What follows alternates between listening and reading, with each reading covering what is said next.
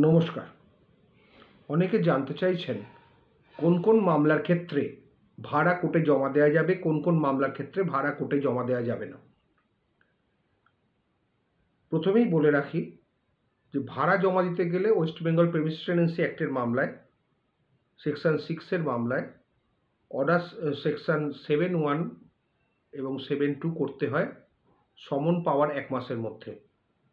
একটা দিনও যেন দেরি না হয়। একটা দিন দেরি হয়ে গেলে লিমিটেশনে পড়ে যাবেন। হাইকোর্ট এবং সুপ্রিম কোর্টের জাজমেন্ট আছে যে একদিন দিলেও কিন্তু কন্ডোনেবল নয় রিগার্ডিং সেকশন 7(1) এবং 7(2) ম্যাটারে। সুতরাং সমন পাওয়ার থেকে 30 দিনের মধ্যে অবশ্যই কোর্টে অ্যাপিয়ার করে আপনি 7(1) ভাড়া যেটা বাকি আছে, যেটা অ্যাডমিটেড রেন্ট যতদিন বাকি আছে সেটা হিসেব করে 10% ইন্টারেস্ট সমেত কোর্টে জমা দেওয়ার অ্যাপ্লিকেশান করতে হয়। সেটাকে বলা হয় 7(1) অ্যাপ্লিকেশন। আর একটা 7(2) তার সঙ্গে করতে হয়। 7(2) অ্যাপ্লিকেশান হচ্ছে যদি কোনো ডিসপিউট থাকে ভাড়া সংক্রান্ত বা কোয়ান্টাম সংক্রান্ত, তাহলে সেটা রেজ করা হয় 7(2) অ্যাপ্লিকেশানের মাধ্যমে।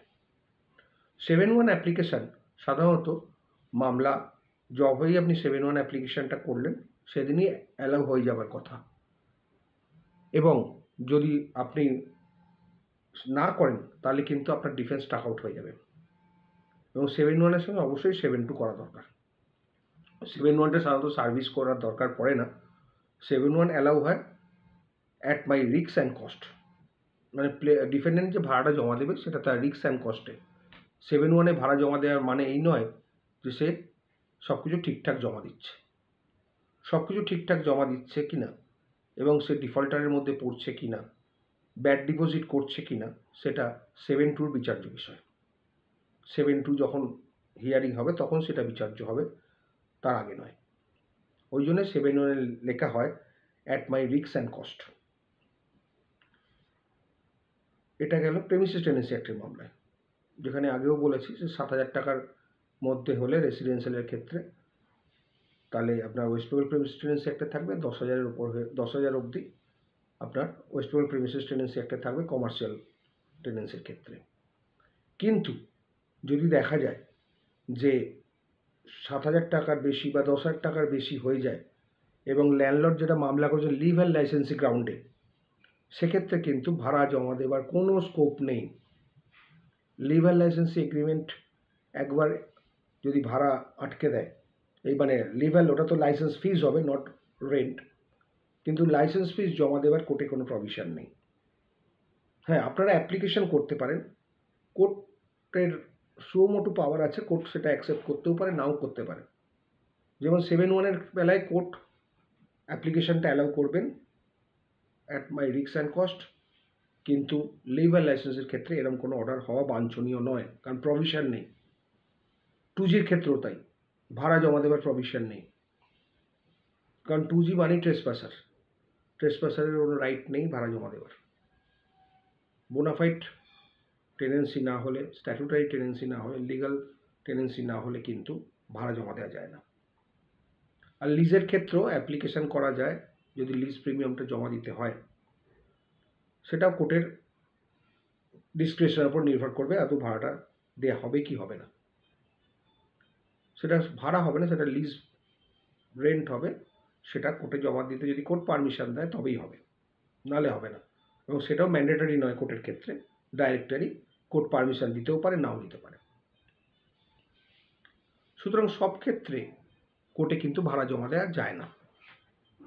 অনেক সময় লিভ অ্যান্ড লাইসেন্সের ক্ষেত্রে ডিফেন্ডেন্ট বলে ভাড়াটা জমা মানে লাইসেন্স ফিজ জমা দেব, সেখানে যদি প্লেনটিভ এগ্রি করে যায়, সেটা এগ্রি করলেও তাকে বলতে হবে without prejudice to my right and contention in the plant, তবে সেটা সে নিতে পারে।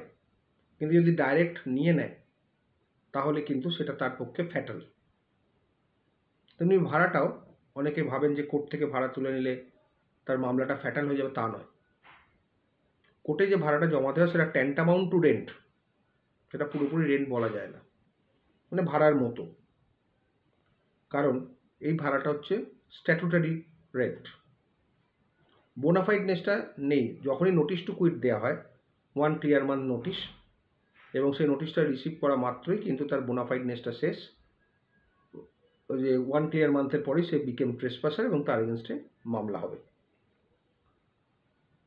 এবং যদি দেখা যায় যে ও টেনেন্ট নয়, লাইসেন্সি, তখন তার ভাড়া জমা দেওয়ার দরকার নেই। তখন সেই পয়েন্টে তাকে ডিক্লারেটরি স্যুট করতে হবে যে আমি নট এ টেনেন্ট, একটা লাইসেন্সি, অথবা আমি লাইসেন্সি নয়, আমি টেনেন্ট।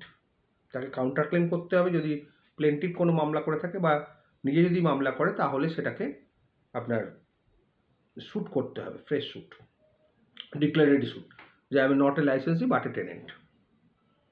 তখন ওনাদের যে উচ্ছেদের মামলাটা বা আপনার যেটা আছে কাউন্টার ক্লেম বা ফ্রেশ স্যুট, সেটা একসঙ্গে বিচার হবে। কিন্তু সিটি কোর্টের ক্ষেত্রে সেটা একসঙ্গে বিচার হবে না, কারণ সিটি কোর্টে যে ইনজাংশনের মামলাটা করবেন সেটা হবে সিটি সিভিল কোর্টে, আর উচ্ছেদের মামলা যদি প্লেন্টিভ করে সেটা হবে আপনার স্মল কজ কোর্টে। লিমিটটা আগেই বলে দিয়েছি আমি। সুতরাং আপনাকে দেখতে হবে যে কোন ধারায় মামলা করা হয়েছে, কি মামলা করা হয়েছে। সেই মামলার ধারার উপরে নির্ভর করে কোর্টে ভাড়া জমা দেওয়া যাবে কি যাবে না। কোন অ্যাক্টের ওপর মামলা হয়েছে সেই অ্যাক্টের ওপরও নির্ভর করে কোর্টে ভাড়া জমা দেওয়া যাবে কি যাবে না। টেনেন্সির ক্ষেত্রে ভাড়া জমা দেওয়াটা রাইট, কোর্ট অর্ডার পাস করতে পারে এবং করবেও ওই at my risk and cost লিখে। কিন্তু লিজের ক্ষেত্রে এবং লাইসেন্সের ক্ষেত্রে কোর্টের কোনো ডিসক্রিশন, কোর্টের কোনো পাওয়ার নেই বলাটা ভুল, কোর্টের ডিসক্রিশন, কোর্ট দিতেও পারে নাও দিতে পারে। হ্যাঁ, এখন যদি যিনি মামলা করেন তিনি যদি মেনে নেন যে ও টাকাটা আমার দরকার এবং সেটাকে অকুপেশন চার্জ হিসেবে ট্রিট করা হোক, ইন্টারিম অকুপেশন চার্জ, তাহলে সেটা নিতে পারে। তার কনসেন্টের উপর কোর্ট অর্ডার দিতে পারে, কোর্ট সুমোটো অর্ডার নাও দিতে পারে, বা শুধুমাত্র প্লেন্টিভকে শুধুমাত্র টেনেন্টকে শুনে অর্ডার নাও দিতে পারে। এইটা হচ্ছে বেসিক পার্থক্য আপনার কোন মামলায় ভাড়া জমা হবে, কোন কোন মামলায় হবে না। ঠিক আছে, আজ এই পর্যন্ত। ভালো থাকবেন।